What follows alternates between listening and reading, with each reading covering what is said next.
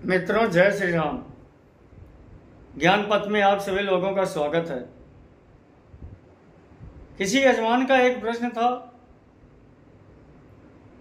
कि पंडित जी, हमारी या गरा खराब चल रही है, या रत्न पहने या न पहने। जब कोई प्रश्न सामने आता है तो स्वाभाविक तौर पर उसका उत्तर दिया ही जाता है, देना भी चाहिए। और उस व्यक्ति को मैंने जो उत्तर दिया था वही आप लोगों से साझा कर रहा हूं। मित्रों, अगर विधाता दे, नारायण ने दिया है, तब हीरे का हार पहनकर घूमना चाहिए, मोतियों की मालाएं पहनकर घूमना चाहिए। भगवान ने दिया है, सब कुछ करिए, मगर यदि स्थितिवश भावेश होने के कारण गोचर में या दशाओं में कोई ग्रह अशुभ फलकारी है या अशुभ फल दे रही है, अशुभ प्रभाव डाल रही है, तब उसका रत्न पहनने से वह शुभ फल कैसे देगी? क्योंकि उसकी जिम्मेदारी होती है, वो अशुभता ही बढ़ाएगी।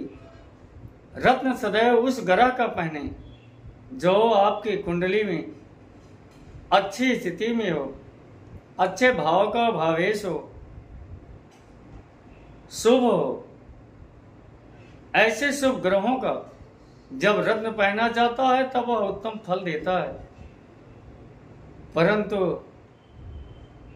अशुभ स्थिति में, अशुभ फलकारक, अशुभ ग्रह दशा में, अशुभ गोचर में कोई ग्रह जब अशुभ फल कर रहा है तब रत्न पहनने से वह शुभ फल नहीं देगा। कैसे देगा? क्योंकि उसकी जिम्मेदारी होती है। कुंडली में 12 घर होते हैं, जो जिसका भावेश है उसकी जिम्मेदारी रहती है उस भाव के फल को देना। जो ग्रह जिस भाव में बैठा रहता है, चाहे उसका भाव हो या ना हो, किसी दूसरे ग्रह का भाव हो, लेकिन उस भाव का भी फल उस ग्रह को करना रहता है। भाई, हम कोई रूम लेते हैं रेंट पर, तब उस रूम में जब रहते हैं उसकी सफाई नहीं करते क्या? हम उस रूम में कोई काम नहीं करते? करते हैं, क्योंकि वह वहां रहता है, उसकी जिम्मेदारी होती है उस काम को करने की। उसी तरह से चाहे जिस ग्रह का भाव रहेगा, चाहे दूसरा जो ग्रह स्थित रहेगा, वह अपने भाव का फल तो करेगा, लेकिन उस भाव का भी फल देता है जहां पर स्थित रहता है। तब यह सोच करके कभी रत्न को ना पहने कि हमारे शुभ भाव का स्वामी है, और आकर के अशुभ भाव में बैठा है और रत्न पहनने से शुभ फल करने लगेगा। करेगा? कर सकता है?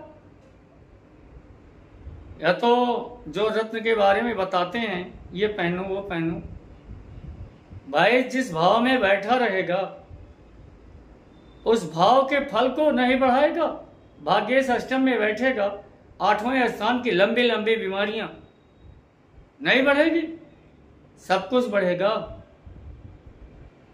कौन चाहेगा कि कोई ऐसी बीमारी हो जाए जो 20 साल तक चलती रहे, 20 साल तक, 25 साल तक चलती रहे, ठीक ही ना हो?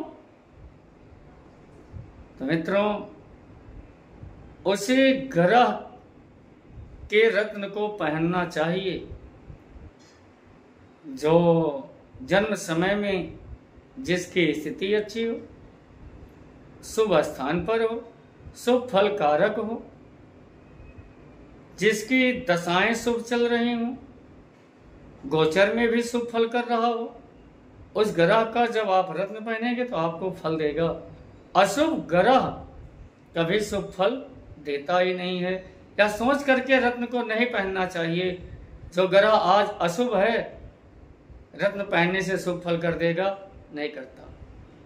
लोग बात क्या कहते हैं मैं उसे नहीं जानता। कोई शास्त्रीय पुस्तक इस बात का समर्थन ही नहीं करती। ज्योतिष की कोई भी शास्त्रीय पुस्तक इसका समर्थन करती ही नहीं है कि अशुभ ग्रह शुभ फल करने लगेगा उसके रत्न को पहनने से। कोई पुस्तक नहीं करती। इसलिए रत्न वही पहने जो ग्रह आपकी कुंडली में सबसे अच्छी हो, अन्यथा अशुभ फलकारक ग्रह अशुभ फल ही देगा, शुभ फल नहीं दे सकता। इसी के साथ सभी मित्रों से एक निवेदन है कि आपको पसंद आए या व्याख्या तब हमसे जुड़ें। ज्योतिष संबंधी जानकारी के लिए भी अपने प्रश्न भी करें। चैनल ज्ञान पथ को सब्सक्राइब करें, कमेंट करके अपनी राय दें, लाइक करें। जय श्री राम।